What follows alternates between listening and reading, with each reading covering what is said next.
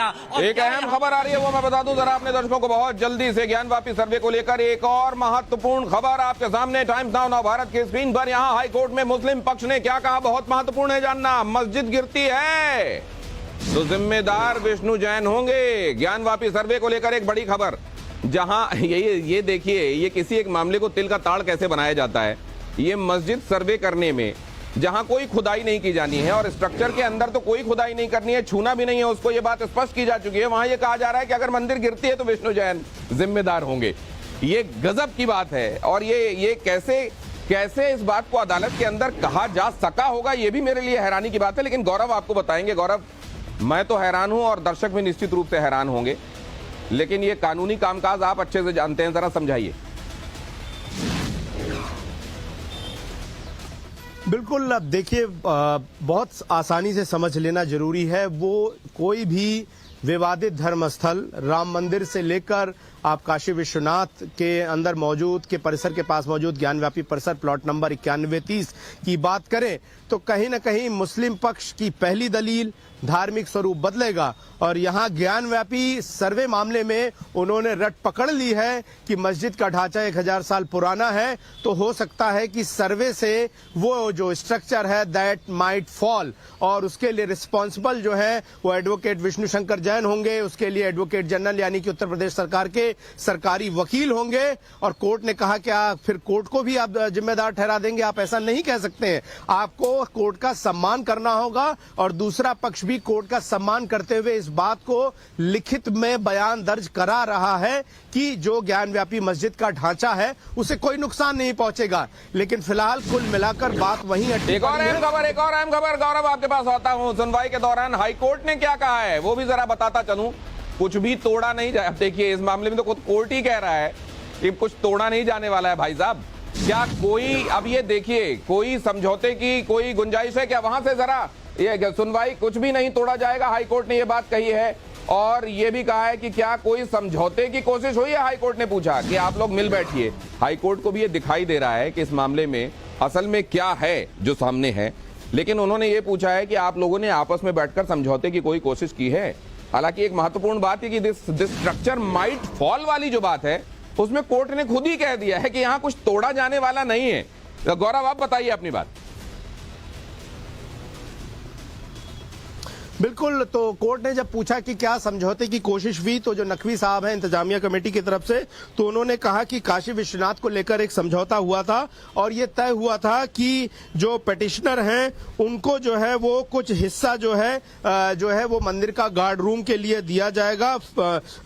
जो मॉस्क यानी कि मस्जिद की जमीन है उसके लिए एक गार्ड रूम स्थापित करने के लिए मंदिर की तरफ से एक जगह दी जाएगी।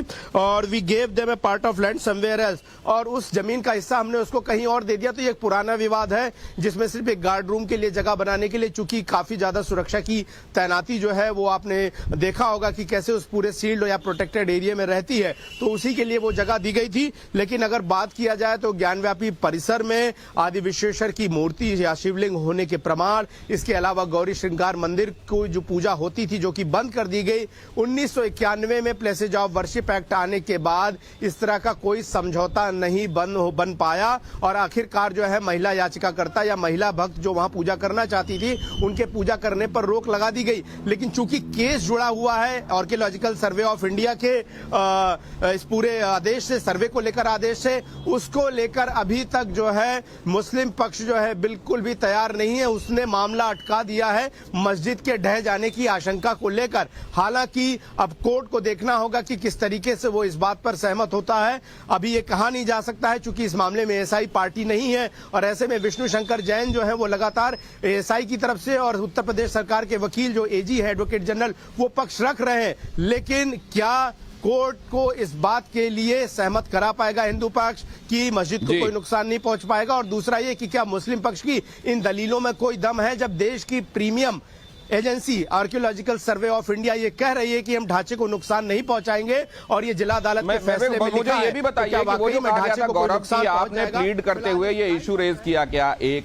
दूसरे एएसआई को पार्टी क्यों नहीं बनाया गया, जिसके जवाब में कहा गया था कि हैंड राइटिंग एक्सपर्ट की अगर जरूरत है तो उसको पार्टी नहीं बनाया जाता। किसी एक मामले में एक्सपर्ट की जरूरत एक्सपर्ट के तौर पर ली जाती है। ये मसला क्या था, इसको जरा समझाइए, अब तक समझ में नहीं आया मुझे। देखिए, दरअसल मुस्लिम पक्ष का ये कहना है कि जो इस पूरे मामले में याचिकाकर्ताओं द्वारा जिला अदालत में मांग की गई कि उस इलाके का सर्वे किया जाए। सर्वे कराए जाने वक्त जब प्रतिवादियों को यानी कि मुस्लिम पक्ष को जिला अदालत द्वारा नोटिस दिया गया इस मामले में आगे की सुनवाई के लिए, जिला अदालत ने सर्वे करने वाली एजेंसी एएसआई को एक पार्टी या एक जो है वो इस मामले में जवाब देने वाला पक्ष नहीं बनाया, बल्कि एएसआई की प्रशंसा तो कोर्ट ने बहुत की, लेकिन उस प्रशंसा के आधार पर ही सीधे एएसआई को सर्वे करने का आदेश दे दिया।